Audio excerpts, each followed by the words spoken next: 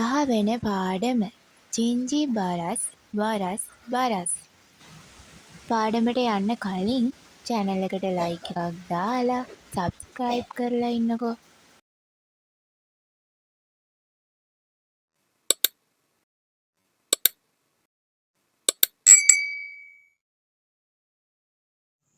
ඔයාලට කියවන්නත් අමාරුයිනේ. අපි මුලින්ම පාඩම මුල ඉඳන් අගට කියවලා ඉමු. විවේක කාලය ආවා. කෑම කාලේ ඉවර වෙලා යාළුවෝ පිට්ටනියට එකතු වුණේ සෙල්ලම් කරන්න. ඊයේ මනුක සීයා කෙනෙක් වෙලා සහන් කිව්වේ හැමෝටම හෙන්න. සීයා කෙනෙක්? ඇයි දත් හැලුණද? ඒත් කොණ්ඩේ නම් සුදු වෙලා නෑ. කවිචා කිව්වා. නෑ මනුකලාගේ ගෙදරට නෑයෝ ඇවිත්. මනුක ඊයේ අලුත් සෙල්ලමක් ඉගෙනගෙන. අලුත් සෙල්ලමක්? අනේ අපිටත් කියලා දෙන්නකෝ. පවනි කිව්වා. ඒකේ නම පොල් කැඩීම. මමත් ඒ සෙල්ලම දන්නවා. පවනි කිව්වේ ආඩම්බරෙන්. එහෙනම් හැමෝටම කියලා දෙමු. මනුක කිව්වා. මනුක සහ පවනි යහළුවන්ට පොල් කැඩීමේ ක්‍රීඩාව කරන හැටි කියලා දුන්නා.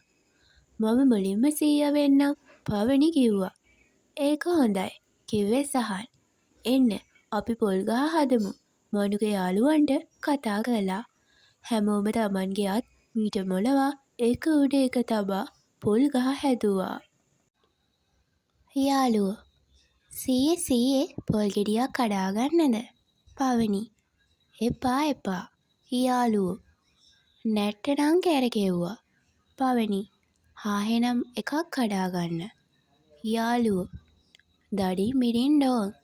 යාළුවෝ පොල් ගෙඩිය ඔක්කොම කඩන ආකාරයට ශබ්ද කරමින් අත් ඉවතට ගත්තා.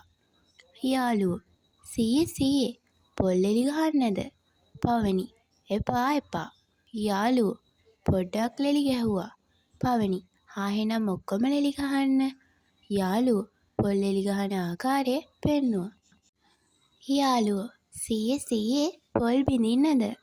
පවනි එපා. යාළුවෝ පොඩ්ඩක් බින්දා. පවනි ආහෙනම් ඔක්කොම බිඳින්න. යාළුවෝ පොල් බිඳින ආකාරය පෙන්නුවා. යාළුවෝ සීයේ පොල් වතුර බොන්නද? පවනි එපා. යාළුවෝ පොඩ්ඩක් බිව්වා. පවනි ආහෙනම් ඔක්කොම බොන්න. යාළුවෝ වතුර බොනවා වගේ පෙන්නුවා. යාළුවෝ සීයේ පොල් ගන්නද? පවනි එපා. යාළුවෝ පොඩ්ඩක් ගෑවා.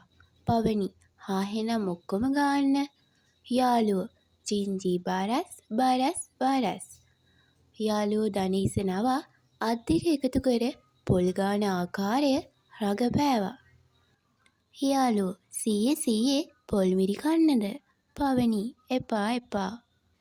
යාළුවෝ පොඩ්ඩක් මිරිකුවා. පවනි ආහෙනම් ඔක්කොම මිරි කන්න. යාළුවෝ මිටි කිරි තිය කිරි හිඳා කපුට පොල් කුඩු. යාළුවෝ පොල් මිරිකා කුඩු ඉවතට විසිකරන ආකාරය පෙන්නුවා. පවනි මම එහෙනම් නාගෙන එන්නම්. යාළුවෝ හොඳයි සීයේ. පවනි ටික දුරක් ගොන් ආපසු යහළුවන් වෙත ආවා. පවනි කෝ පොල් කිරි ටික?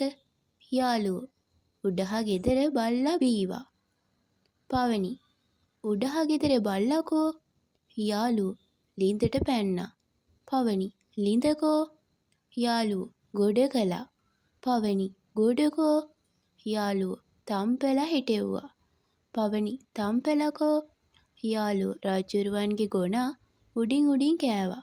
මගේ ගොනා යටින් කෑවා.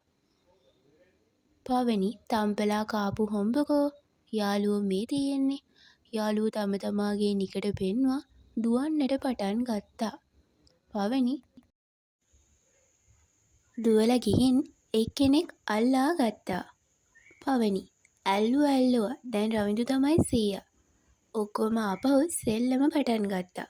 සීනුව නාද වුණා. එන්න දැන් ඉක්මනට පන්තියට යමු. යාළුවෝ පන්තියට දිව්වා. මමත් දන්නවා සෙල්ලම. ඉඳිකටු හරනවා කියලායි ඒකට කියන්නේ.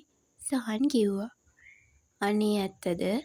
අපි හෙට ඒ සෙල්ලම කරමු. පවනි එහෙම කියද්දි ගුරුතුමා පන්තියට ආවා.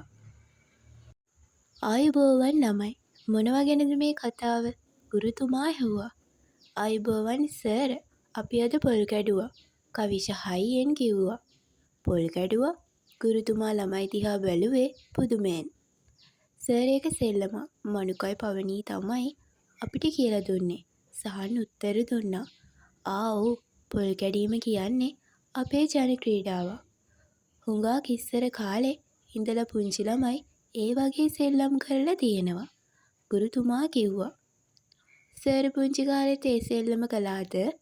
පවනි ඇහුවා. ඔව් අතුරු මිතුරු දඹදිවතුරු ආටක නාටක වේපට සුංගම් වගේ තවත් සෙල්ලම් හුඟක් මමත් පුංචි කාලේ කරලා තියෙනවා. ගුරුතුමා කිව්වේ hina වෙලා. අපේ ආච්චි අම්මයි ආතයි මටත් ඒ සෙල්ලම් කියලා දීලා තියෙනවා. බොහොම හොඳයි මනුක. අලුත් දේවල් ඉගෙන ගන්නවා. වගේම අපේ රටේ පැරණි දේවල් ගැනත් ඉගෙන ගන්න එක හරිම වැදගත්. එහෙනම් දරුවනි අපි ජන ක්‍රීඩා ගැන තවත් දේවල් ඉගෙන ගනිමු. ගුරුතුමා පාඩම පටන් ගත්තා. හරි. දැන් ඔයාලගේ කියවීමේ කුසලතාවය වර්ධනය වෙන්න ඇති කියලා මම හිතනවා. දැන් ඔයාලට මම මේ පාඩම මුල ඉඳන් අගට කතන්දරයක් විදිහට කියලා දෙන්නම්. ඔන්න මනුකයි පවනි යහළුවන්ට පොල් කැඩීමේ ක්‍රීඩාවේ නිරත වෙන හැටි කියලා දෙනවා.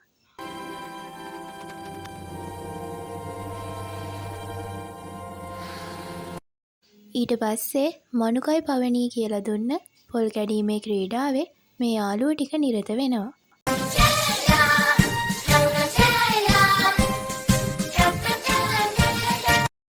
ඊට පස්සේ ගුරුතුමා පන්තියට එනවා. ගුරුතුමාගෙනුත් මේ පොල් කැඩීමේ ජන ක්‍රීඩාව ගැන මේ ළමයි අහනවා.